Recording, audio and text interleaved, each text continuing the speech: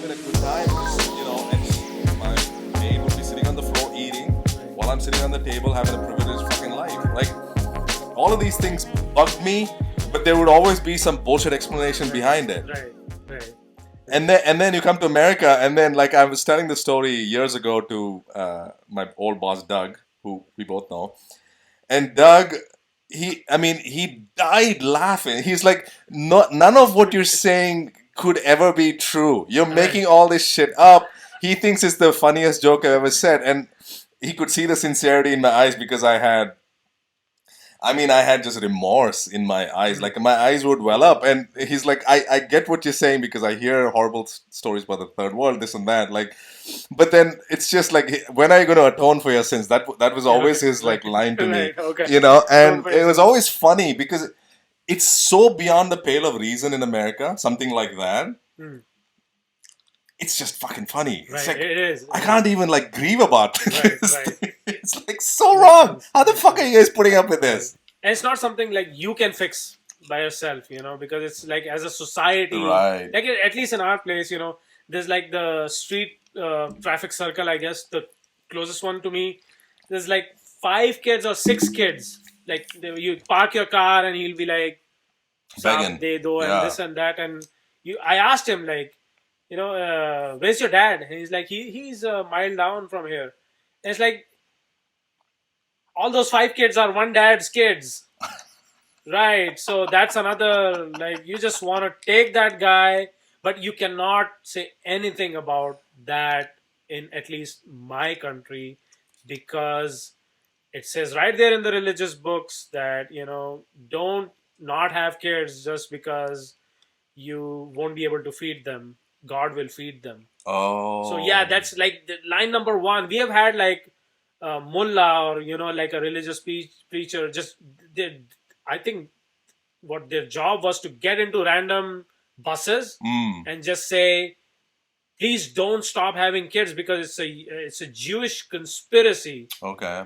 To have you not have as many kids. Okay. Yeah, it's a Jewish, Israeli, call it whatever you want. Yeah. And there was the rumor, or that they are mixing Depo-Provera, which is a contraceptive, into the water system, into polio drops. That's why we are one of the nations. Polio capitals. Yeah. But still polio is still there because they believe that they're mixing birth control into the polio vaccine. Yeah. So that these polio workers get shot at and killed when they try to reach those areas. No wonder it's so, Oh man, like, some of these things are so painful, man, Vaja, to hear. Like, and there are a lot of analogous example I could give you in India, on the same line, which is like very, very, and you realize it's like a cesspool within a cesspool within a cesspool within a cesspool. Like, somebody's exploiting this to do that, and then anyway. But I really wanted to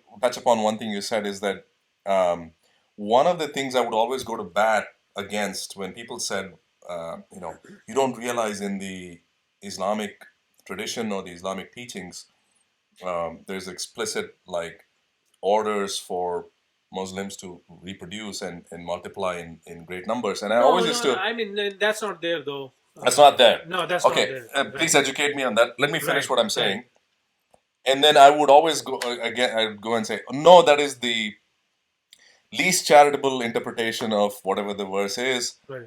And I would just go to bat for that for whatever reason. I felt like... there's nothing like that over So there. there's no religious angle to this? No, there's like, for the mother, health of the mother, you should not be just having a train of kids. No, I don't mean it in that sense. I meant, like, I thought religiously it was you guys were brainwashed to have more kids. It was a Jewish conspiracy not to have. Yeah, I mean, it doesn't say like how many, but it says don't not have kids because you won't be able to feed them. But that's about the only thing it says. Okay, that would be a big enabler though, right? The problem is, then you can't say that and then the government has tried many times to just say, please have 2. Like, Bache do hi achhe, that movement, it was big. It's like the logo, mom and dad and 2 kids. They just 24/7 blaring from, PTV, the television, saying, okay, bache do hi achhe, bache, like kids too are good, like two Like, kids are isn't your good. population 120 million or something? It's no, and that's when you need to compare like exponential growth, right? You know what is exponential growth? Yeah, it's like having, like where there would be like two motorbikes, E now to the you have power of like X. 22, and they're just it's like a, like a Oh, yeah. congestive heart failure of streets. It's like everywhere they can get, like they will get, and when you're on that, you are like, fucking car people, let me just get my way. So yeah, it's overpopulating. Oh, It's yeah. and it's like we used to travel between Karachi and like the Hyderabad, which is the, like a small Hyderabad, not the Indian Yeah, Hyderabad. yeah. It's another city. It's a big city. Right. But between those two, you'd have like, you'd get out to the outskirts and there is nothing. Like some people would try to build a house over there, Okay. they'd get robbed. But now it's like all the way through, man. There's like a giant uh, Bahariya town. It's like one developer who Okay. has ties with the military, and he gets like giant pieces of land, like Okay. cities, w- wide pieces of land. He develops them, Okay. sells them upscale neighborhoods, like Villas and very all. Yeah. nicely built, very well planned. Because Karachi and like the Lahore and Karachi, these are like old unplanned cities. Uh-huh. They just kept expanding, kept expanding, and now they have all sorts of issues because of that. Right. Unbridled expansion. Mm-hmm. They were not built from that mindset that there'd be, like millions of people explosion living, of population. right, Yeah. right, Yeah, yeah. living here. So they're not designed for that, and like streets are small, like you said, in Bangalore, it's Right. like that. So, but anyways, yeah, it's this population explosion, and you can read up all those 60s rat studies. That they made a utopia. That guy, forget the name of that guy, but given unlimited resources, Uh-huh. the rats would form these societal classes. Okay. They would some would get into like just reproduction, and then they would ultimately collapse and go extinct. Right. And then he used that as, like warning to A humanity. good metaphor for us to Right, learn right. from. Yeah. Right. To Yeah. learn from that, you can't just keep exploiting resources, and now we have, anyways. Can you clear this up though? So you're saying clearly it's not in any of the holy verses that you're commanded by the Lord to go reproduce more. It's not written anywhere. No. Okay, so where does that notion come from then?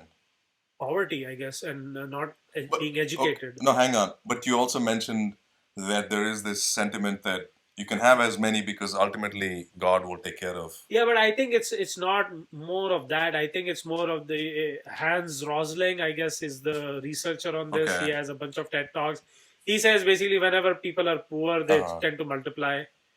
More the poorer they are the There's an more inverse they relationship. tend to. Yeah. It's Yeah. Once you get them more educated, they start reproducing less. Right. So, and Okay. that's because the age of the female also, when they get married, if they're like 14 or 15, which they are in some parts of our world, Right. they have a good like 20 years of Reproductive age. reproductive age, and they will have like 20 kids or 10 Right. kids or 5 kids or 8 kids.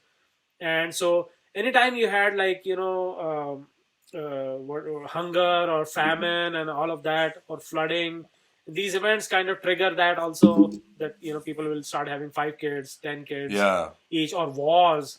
So it's not, I guess it's not, people like to give it a religious tilt always. Okay. But I think it's more than that. I think it's education or lack thereof, resources Okay. or lack thereof. And I like to draw a clear lesson from that is that, okay, because when I argue with some of my Indian friends who are predominantly Hindu, that's one of the things they argue with me is that you don't, this is the thing they tell me. It's like, hey, you don't realize. So there's this, okay, big elephant in the room. right. No. Let's bring out the big elephant. There's several elephants in the room, one of which I'll bring up right now, which is that India has a problem with Pakistan. Okay. Yeah. And that's why. So the subtext to our conversation, the subtitle subtext is that these are fun. My wife and me were talking about this, and she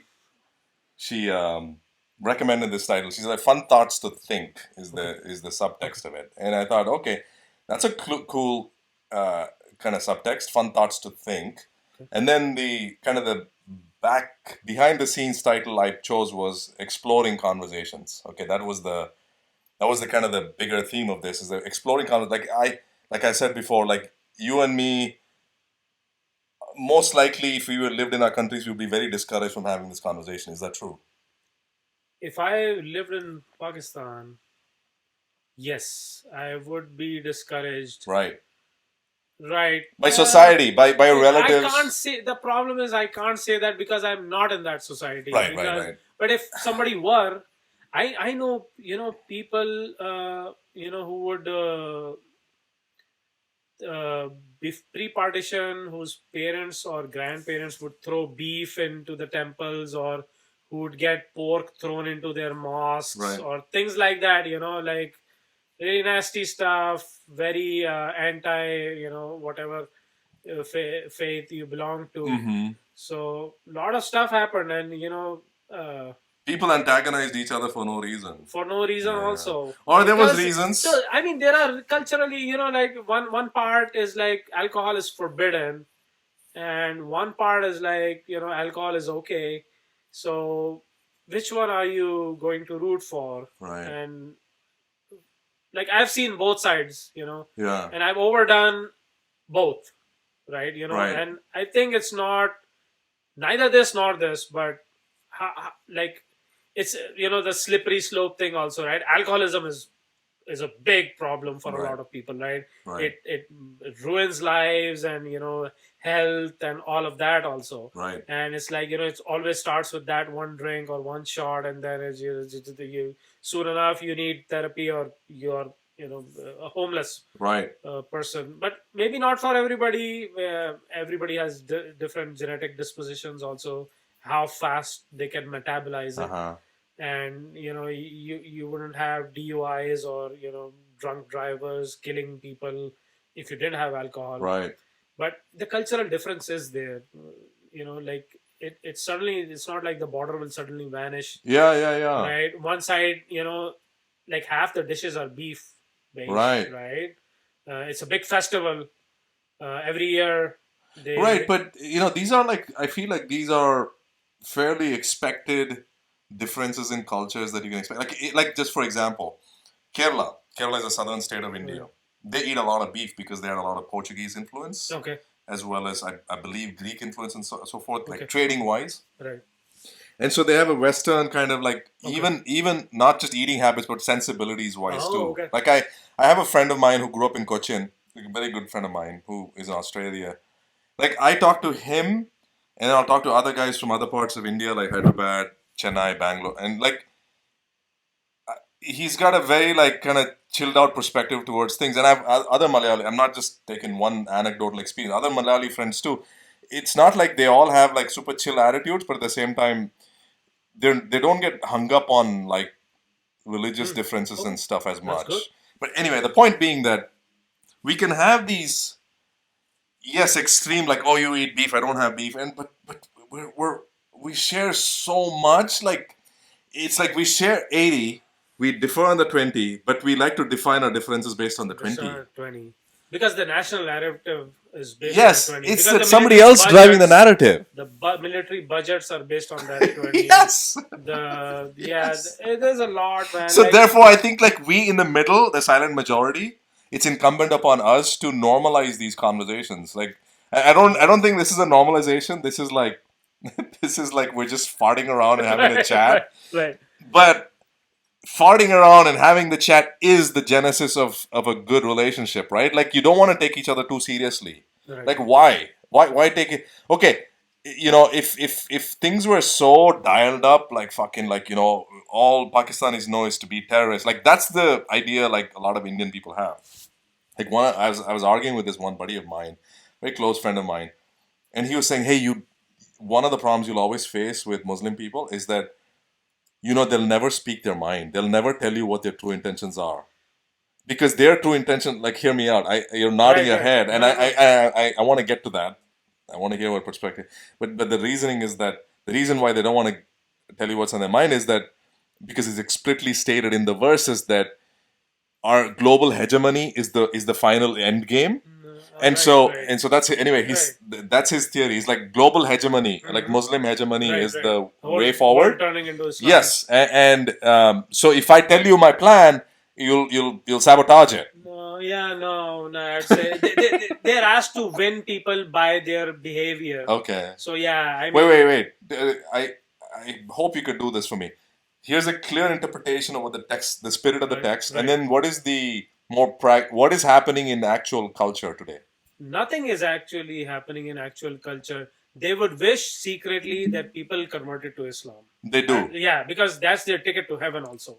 Like if I converted you, Rajiv, to a Muslim, then I get free entry. Just one person? Just one person. Oh, really? Yeah. It works that simple? It's that simple. Holy shit. Yeah, and it's nothing fancy also. You just need to That's a huge incentive to convert somebody. Right? Yeah, that is. To be honest, that is. But I'm not going to try to, hey, Rajiv, why don't you convert to... I'm supposed to show it in my behavior. Yeah. Like, oh, Wajahat, I never heard him tell a lie. Right. I never saw him, cheat people. He's the hardest working guy I know. Man, that guy has some morals. Yeah. And that guy, never saw him have a sip of beer or womanize or any of that. So he's a good guy, man. I gotta find out where. Okay. And that's what a lot of Americans or a lot of non-Muslims who convert like, that there is some sort of they call it purity or discipline. I mean, the true morals are pretty good, right?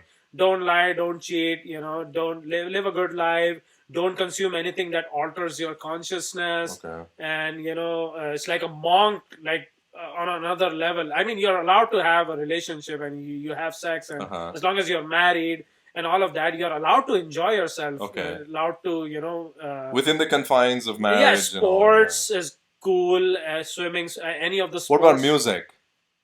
Now, music is a little tricky because, I mean, music is part of Islamic tradition. I don't know if you know that drum and that duff and the guitars was like Muslim I mean, sitar is there, Amir Khusro and all of that, but the guitar and all, like a lot of contributions from these places, these guys.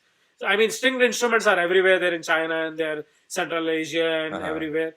But they had big contributions towards music. Okay, but they have something against, like a female seductive voice, because it's kind of now taking you into the wrong... Haram territory. Okay. Like you'd be more, debaucherous. Yeah, debauchery. You want to avoid the debauchery. So music is okay. The gateway to that. Yeah, right. The what? It's the gateway. Right. It's a gateway to that. So you have to just watch out. But if it's a wedding... and everybody is, singing their traditional folk songs. Okay. There's nothing wrong with that. So explain to me, under what circumstances would somebody object to playing music? Like if you played a song like at home, it's kind of loud. Like a death metal satanist. No, you're just enjoying because I like to blast my music. I love to enjoy my music. Right. At particular times, I guess I should say. Right. And when I do that, like if I had a close by neighbor, if that person was a religious Muslim person, would they say, hey, I kind of take objection to that? In Pakistan, not in America. Yeah, in Pakistan we have Papi Chulo. I don't know if you heard all those tracks in the... Papi what? Papi Chulo. No, I never heard of Papi Chulo. That frog, crazy frog. Do you recall that? No, I don't know what you're talking about. Yeah. Some hip-hop kind of mixed tracks, They were big in our country, man. They were big. Enigma was big. Enigma, Backstreet. I mean, it's all over the place. People all the cringeworthy stuff was big. Right. Yeah, people with taste would listen to, something good. And, people in Egypt and all of those countries have had like operas and large, like massive scale, like vocal singing and all of that, So it's not like Mr. Lou, the Pulp Fiction soundtrack. That is like an ancient Arabic piece of music. Okay. All the Arabic themes you associate with, a lot of sharps in it. Okay. In music. I don't know what sharps are, but I know what you mean though. Right, the one with... Those are all derived from Islamic roots. Right, like and things like it's that. a mix, right? They Okay. always mix up with Persian influence, with the kind of Greek influence, and Okay. they always, intermingle, and somehow you get a tune Okay. out of it. So Okay. the duduk, or the Israeli, or that kind of instruments are also there. So there's plenty of instruments to go around. There's plenty of music to go around. But if it starts taking you away, so the thing is, if it inspires the thought of God, or creation and all of that, it's all good. But if it's leading you to a brothel, then it's bad. So people would not take offense to it unless they perceived it as something that was driving in the immoral direction. Right. And they're okay as long as you're just... Now they are, at least, but people are, some people are batshit insane, and they will find every excuse. The most extreme interpretation of a verse. We just had V-Day, right? Didn't we have any protests in, they try to rename by the way, I gotta tell you this. Valentine's Day, I get this meme on my phone, okay? And I'm thinking, this is so ironic. So it's the thing said, hey, don't waste your time wishing, thinking about Valentine's Day. It's 14. really? Okay. So remember that and never let that. I'm thinking, hey, the day where you're supposed to express love towards each other is the day we've made it okay, let's hate the enemy. Right. Let's foreclose on any possibility that we're gonna get along in the fucking future. Right. We're just gonna be mad at you. Right. Whoever did it, whoever, if it was a deep state shit, if it was the actual Pakistani government, the military, whoever, who knows? Right. Who knows what the fuck's going on? But we, the average citizen, could enjoy a fucking V-Day, man. Don't you think? Don't you think it's reasonable to enjoy a fucking V-Day? Yeah, there is a lot of media propaganda campaigns. Yes. The BBC offices got raided. Yes. I don't know if you're following Yes. I was following. Yeah, there's I forget the name of that operation. It's an operation to discredit journalists and go after journalists who are speaking anything negative. Right. And there's people who want heroes and villains. So you have to understand about the human psyche also. A vast majority, I'd say, 70%, 80% people like to think they have a unique perspective. Yeah. But they just want heroes and villains. Yeah. They would glorify and idolize anybody. I'm not talking about a certain personality, but take anybody, any historical figure, or anybody now, like Mother Teresa or Modi or anybody. You'd have people not see the whole thing as a package. Okay, this guy did this thing good, this thing bad. Right. I don't know what to think of it.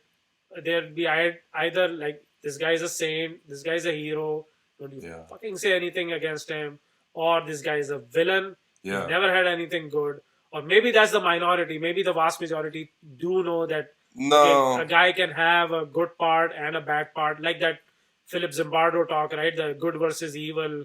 It's a famous TED talk. It's basically saying, if you put a human in the wrong circumstances, there's great potential for him to do wrong stuff. He revisits the Abu Ghraib saga that happened in the Iraq War, and how they dealt with the prisoners over there. And he says, these guys were average Joe Marines or whoever they were, and they were put into a sleep deprived environment where the worst of their personalities came out. Yes. And I guess that's a reflection Something of humans. To be said, If all bets were off, I don't know what we'd turn into. I guess the bad people would do bad stuff. Yeah. Good people would do good stuff. Right. Not a lot of good people in the world. So it's again it's all over the place. And so sorry, I lost my train of thought. No, I actually wanted to so much I had in my head to want to talk to you, because you were... I'm gonna grab it. Yeah, please do.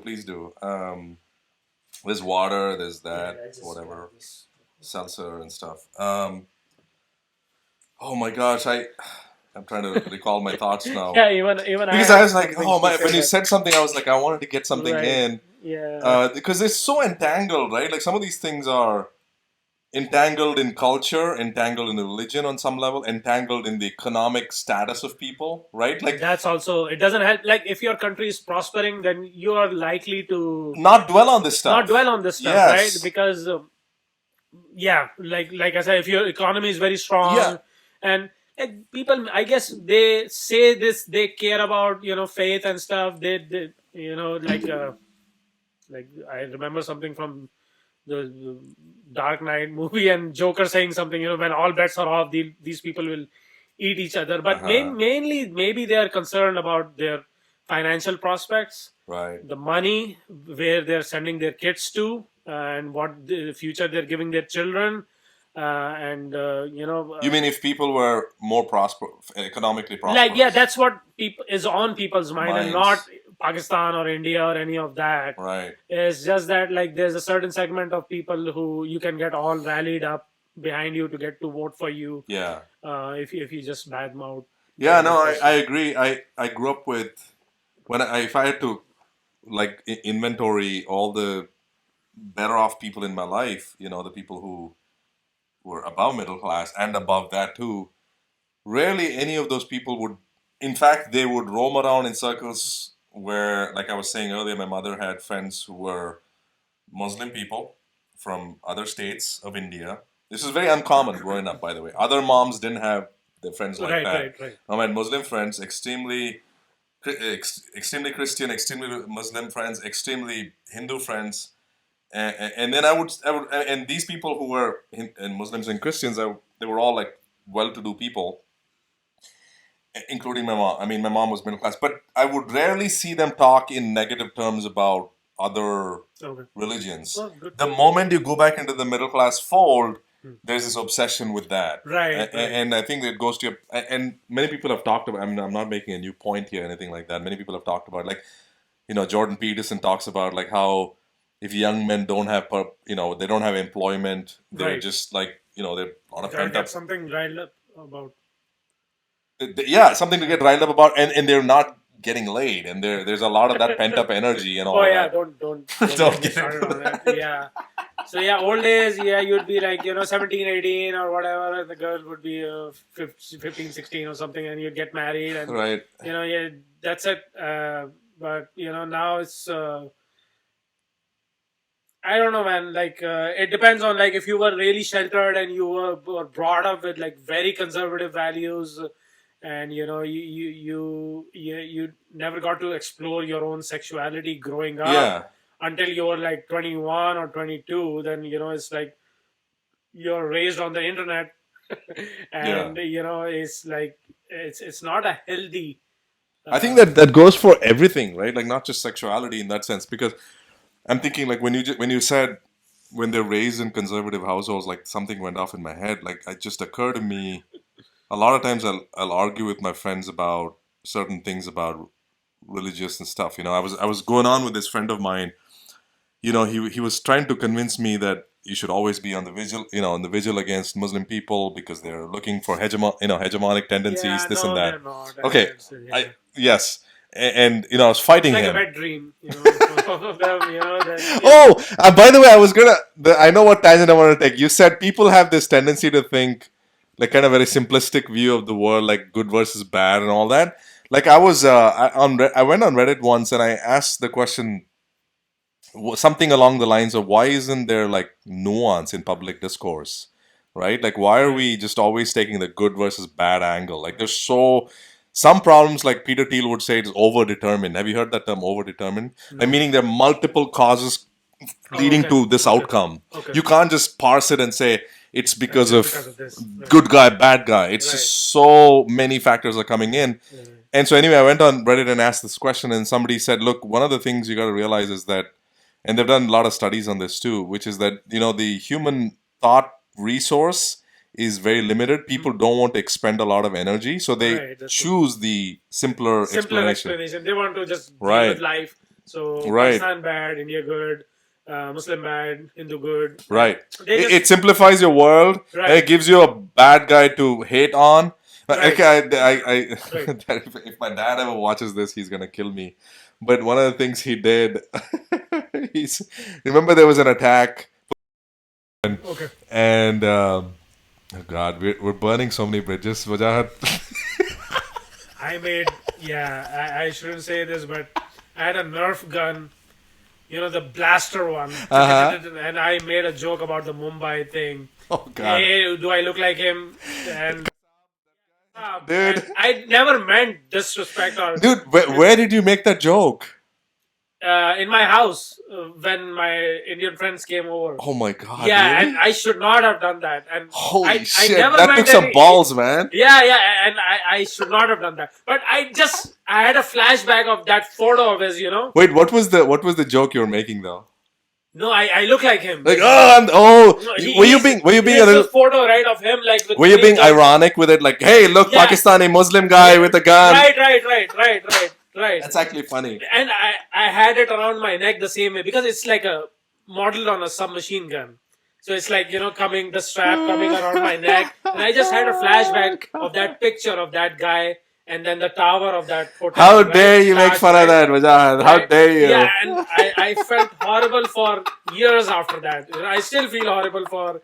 I didn't make it as a. I don't know why. Like, No, you are. The thing is, like, I so get that kind of humor, like that kind of very ironic, Dark humor. unironic. It's kind of dark humor, but It is. I feel like you're being ironic in the sense that, like, who would ever laugh at something like this? Right. Right? Like, it's such a tragic part of our common history, and there's India, there's Pakistan, there's good versus bad. Right. And then look here, I'm the guy, right? Like where I used to love that kind of humor until I got my hands burned. I had a similar thing where I was like, I did something about a black and white joke, and somebody didn't take it right. They're like, hey, they told somebody to tell me. They're like, hey, tell Rajiv not to say those things. And I was like, wait, I thought this was everybody is meant to be ironic. Like I was trying to be a little funny. Like no, that's kind of very raw. Yeah, it's like okay.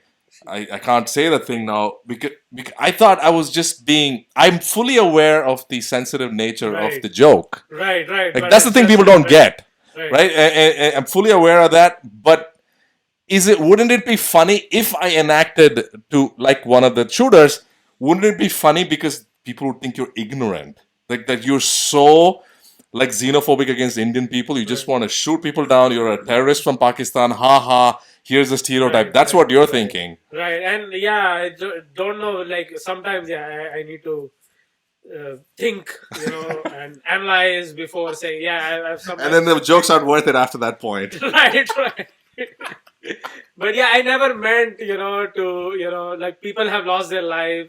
And dude, is that fucking it's like gaslighting or what? Joke, right? On 9/11 joke, on like they make it on Family Guy now, and they say all sorts of about everything. Right. Yeah. So it's like if it goes online, you ruin your reputation. And but like Dave Chappelle was in. I don't know if you've. What did he do? Yeah, he said something about Jewish people. Oh, okay. Yeah, he had a monologue, an SNL monologue. Yeah, it's pretty good. I have nothing to say about Jews because I have no clue about them, right. And I'm so uneducated. And of course, you see on the internet somebody had anti-Semitic views and this and that. I'm thinking like, why? Okay, there's that's another rabbit hole you could go down on. Muslims they don't like Jews. So, okay, historically they're speaking, mortal enemies because they're. Did you grow up in Pakistan who you knew people who actually genuinely, as Muslim people, hated Jewish people? Yeah, everybody does. Everybody? Yeah, everybody does. You mean it's out in the open? It's out in the open, yeah. So people will be in a family like... Everything is Jewish conspiracy. So hang on. Everything. Pepsi is pay each penny to save Israel. I'm not kidding. Like Coca-Cola is like... They came up with an acronym. Right. I'm not going to... but everything is a Jewish conspiracy. No, let me pose you a very innocuous family situation. So family A, this is in Pakistan, family A and family B. Family A goes to family B's house. They're all like visiting with each other. Like, hey, how are you? How's your kids?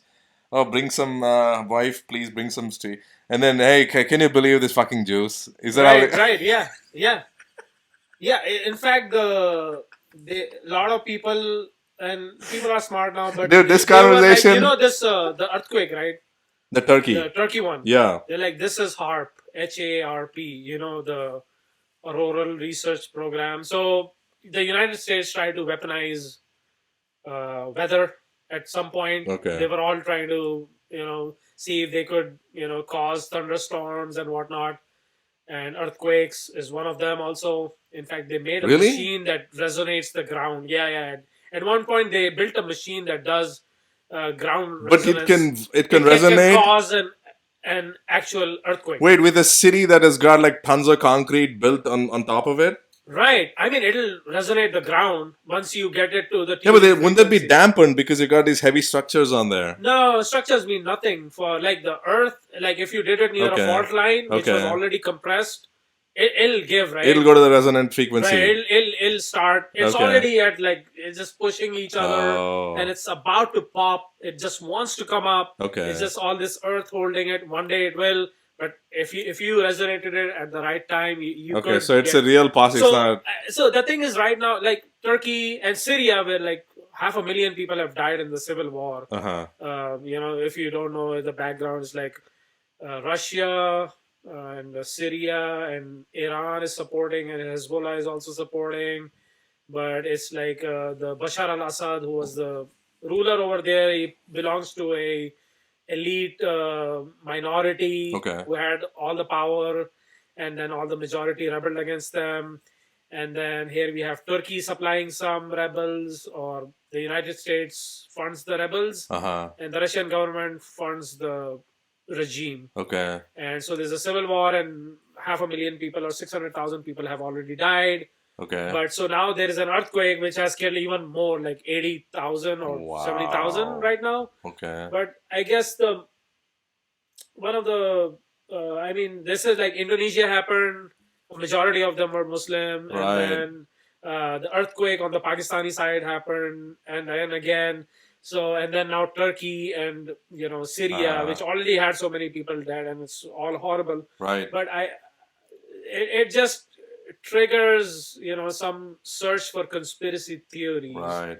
And it's a HARP is one of them. It's like, okay, they What does HARP stand for? I don't know. It was It's- some auroral. It's that Yeah, scientific it was the thing. climate research Okay. or the earthquake research program or Okay. whatever. The Alaska, they had a Okay. sensor array set up, and they were trying to tweak something in the sky or whatnot. Okay.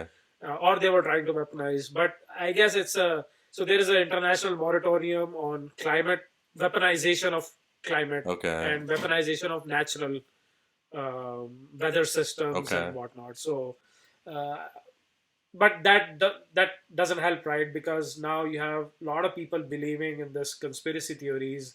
That it's again, hello, it's the Jews or the Americans Wow. that have caused it. Okay. So what the takeaway for me is that there are certain things that in Indian circles you get to hear, like the part where we talked about, we've covered that, child labor and all of that stuff, and you cleared that up. You said there is no such verse. Okay, so that's just purely some kind of like somebody had wishful thinking or some theory they made up, and as Indians we think Muslim people, as Hindus we think Muslim people are hegemonistic in that sense, that they want to spread their spawn everywhere. That's not They true. want to spread the good word, and they Yeah, wish yeah, yeah. everybody prayed and fasted and Right. And then the other part that you also kind of dispelled, as far as like you cleared up with me, is that they don't, like, for them to proselytize you is not the way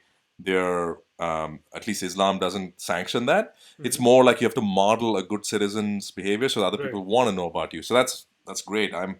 I'm clearing these things up with you because and then the third thing is like, hey, conceal all a Muslim person will always conceal their intentions because they want to be, the top religion around the world. And also you dispel, which I wanted to hear these things from the horse's mouth because sometimes, you feel like I can go and read the Quran, for example. Right. Okay. And, whatever interpretation I take is my interpretation of it. Right. I'm not a scholar by any means. I downloaded the app back in 2014, by the way. Okay. And I attempted to read it. I got to about halfway through and I Really? bailed Okay, on wow. that. Okay. Yeah, it was a lot. It's a lot of repetition, It's Yes. a lot of anecdotes about repetition. And There's a lot of divine retribution. divine retribution is baked there, but into it. not. Yeah. It is. It I is mean, a vengeful God. correct me if I'm wrong. Like every other verse I read had, hey, you will have to endure the wrath if you don't follow this. Oh yeah. Right. So at some point I was like, I get the point of this book. It's a very like carrot and stick approach to things, right? Like Right. Oh yeah. Oh yeah. and that. Like so, I'm not. I know I'm being overly reductionist in my view, and I'm like, okay. Um, the point of me reading something like this was I wanted to educate myself at least on some aspects of Islam, because if I ever have to speak about it in actual conversation with another person, I should be somewhat knowledgeable. I'm not today. I'm clearly embarrassed. That's one of my failings. I've not read the whole book, but I want to. But more importantly, I guess what my point is that there's the book, there's the holy aspect, I mean, verses aspect of it, but there's also the a public interpretation of it, the cultural Right. interpretation, Right. right? And so for me, I want to know what the cultural interpretation of a Pakistani person is, and Right. to humanize this conversation and to say, okay, look, as a Pakistani person, you, me, and you are having this conversation very cordially. We can probably go on forever. We've already gone for at least an hour and a half. Oh, In really? my, Okay. Wow. I think it's 1 hour and 45 minutes. Can you Oh believe wow. it? We've been talking for 1 hour 45 minutes. We haven't even scratched the surface of what we Right. wanted to Yeah. get There to. is. I'm looking Has to at be a the. 10-part series. This has to be a 10 part for sure. Thank God you Yeah. say it. Yeah, it's 1 hour 45 minutes, and I feel like we didn't even like Yeah. get to Anything. anything in that sense. Like I want to sink my teeth into some things, and I mean the whole point of this is to also understand each other. And we talk about spirituality and all that. Like you've had various experiences in your life, and I want to get to those aspects of it. But I think also I get mocked a lot by my friends for entertaining ideas like this. Like I'm gonna have a conversation with a Pakistani guy or Muslim. Wow. I didn't know it was this like. Oh, dude, you Maybe, yeah, fucking maybe. kidding me, I don't know. man? Maybe That's why I you said have the wrong elephant. group, or I don't know. No, Is no, it no, no. that bad? Let me clarify myself. That's why I phrased it as elephant in the room, because this is like become so fraught. I think it's also partially because, and I've asked this from my previous podcast guests. Like, do you think things have gotten extremely polarized in the last, recent 10, 20 years? Yeah. Because in the 90s, it felt like, to me, my experience growing up was things were chill, man. We worked things out. Things were imperfect.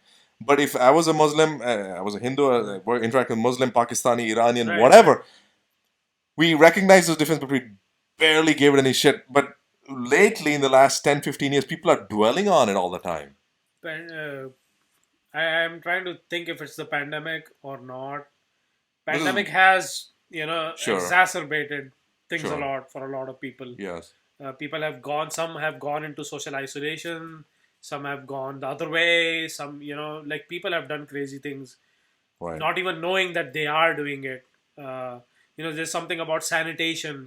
So like cleanliness. So people then are again, like, oh, and Asians have this time taken the brunt of it. Like Chinese people, they have like, oh, you caused it and all of that Right, stuff. right. So, but yeah, people have, this whole idea about if they think they belong to a cleanlier faith, or a more pure, or they have this notions about their own identity, fucked up notions, but sometimes that so yeah, that is also driving Some division.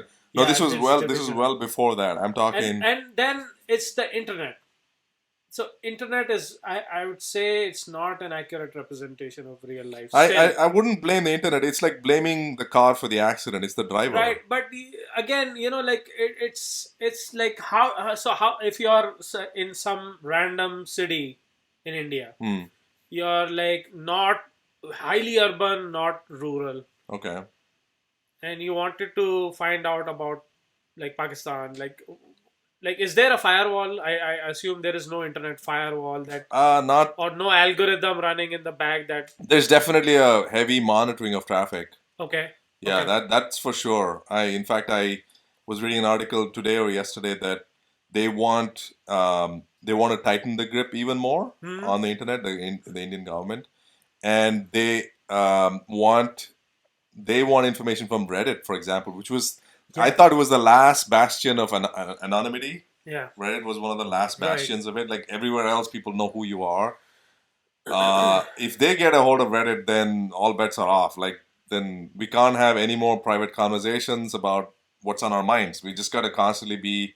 Anyway, I don't want to go on the tangent, but Right.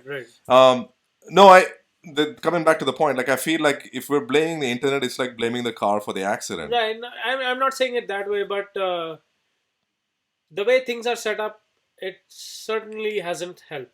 I agree with I'd that. say also like, it's like those things, right? If you were already looking for it, then you're not that kind of person, right? Because then you already had some seed in your mind saying, Right. I wanted to learn more about that culture and maybe see what's going on over there. And then the internet is like this abstraction, right? It's like a JPEG of a really good scene Mm-hmm. and a bad one at that. And then it just gives you hints, but it doesn't give you, like the subtlety or Mm-hmm. the shadows, details are all gone. So Nuance, the yeah. nuances, and you don't get to see that, and you don't get to see it. Like if some kid grew up all his life eating beef, he's gonna crave beef if you don't give him Right. beef for like some time. It's nothing to do with maybe it's sacred for you. On He's a terrible person for consuming or eating a steak, but you have to understand that this guy or girl, the moment he opened his eyes, he was eating the stuff. And so it's like the same with somebody who maybe eats bats, like, Right. right? How does he see or uh, cats, I guess, how does he see from your eyes that it's or dolphins, right? Japan, and you can go to seals in the or whaling, and Mm-hmm. it's like a big event for them, the cove, right? the Mm-hmm. the dolphin thing where they just bludgeon them, Mm-hmm. trap them, and it's like all these celebrities going and trying to protest that. Mm-hmm. So I guess there's a lot going on to unpack also here. Yeah, yeah. But somebody who grows up in a culture thinks that's natural, Right. and it's more the way things should be, but apparently But not. but but the way things, I mean, to your earlier point that you were kind of like taken aback by how divided we become. I'm trying to give you some really good examples. Like one of the things when I go back to India, one of the things and people are gonna, if we ever see the internet, people are gonna trash me for this, but I see there's constantly, like, if you open up news media on your phone or on the TV, there's a dwelling on Pakistan. Oh, really? Okay. Yeah, there's a dwelling that, hey, you guys did this and this and this, and then we're like I was telling you the other day that the external affairs minister was issuing a statement like that's in front and center news, Mm. and what also, like, what has happened is that there's a scapegoating aspect of things, like, hey, if not for the previous government, the previous ruling government in India, Right. the central government, we would not be in this position that we are, which is wink wink, which is a lot of like dog whistling and saying, Muslim people got a lot of favors and things like that. We're Right, clamping right. down now. Hmm. So now it's like the victory lap we're taking. Okay, Right, we're like right. we clamped everything down, especially Pakistan. We clipped their feathers and stuff. Right, Like, right, hey, right. look, we've not had an incident in a while because we're taking a very tough, muscular stance against it. Yeah. No. But then anyway, that rhetoric is constantly built up, and you can tell, like, when somebody's insecure about something is when they talk about it the most. Right, Right. right. That was also the preamble for the World War II. If you go to Germany and all of that, that was kind of. So I don't think I'm right on this, but there's like a pandemic, the Spanish flu or the flu, Hmm. something going on to World War II, and the trajectory felt like that.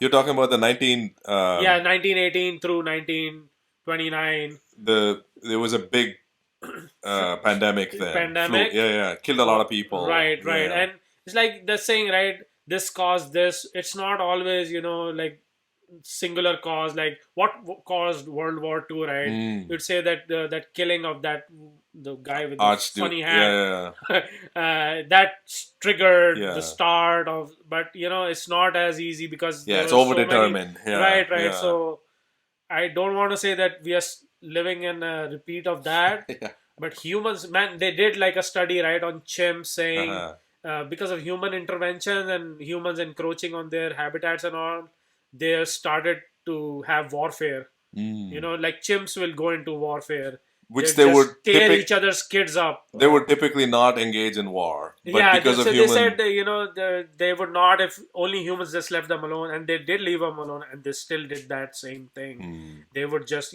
they would go into these rampages, attack each other, and just tear their others' kids apart, and humans share those genes. So what a surprise! yeah, what a surprise, right? They have this built in. In fact, it's like a hyper synergistic amalgamation of sexuality and violence. Is like Bloodthirst. power and bloodlust. Yeah, right. Yeah. All the carnal and all of that. I feel like it's some weird fucked up dynamic that like, and those guys are get to reproduce and get to procreate more, that who are like brave, that they can spill blood for their cause.